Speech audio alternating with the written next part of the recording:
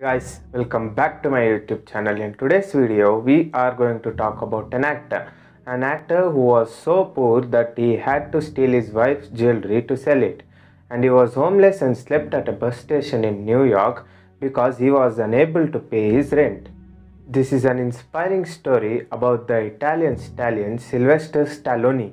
It all began when Sylvester was so poor that he stole his wife's jewelry to sell it. He was so broke that he couldn't pay his rent, due to which he was homeless and slept at a bus station in New York. It was at this lowest point when he sold his loving dog to a stranger at a bar for $50 because he didn't have enough money to feed it. $106 in the bank, and like I said, I had to sell my dog, and things were not looking very, very good. My $40 car had just blown up, so I was taking a bus to work. But still, it didn't matter. After 2 weeks, he watched a boxing match between Muhammad Ali and Chuck Wepner, which gave him an inspiration to write the script for Rocky.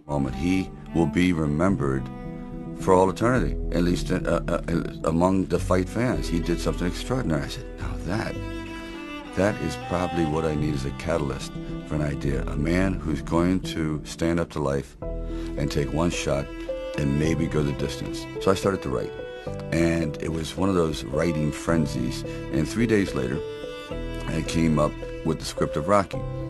And he tried to sell the script and was offered $125,000 for the script, but he had only one condition, which was he wanted to be the lead character in the film. But the studio declined, and they stated that they wanted a true star in the film, and according to them, Sylvester looked funny and talked funny. Soon after this, Sylvester left the studio with the script in his hand, but the studio did not give up, and weeks later, the studio made him an offer of $250,000 for the script, which he declined.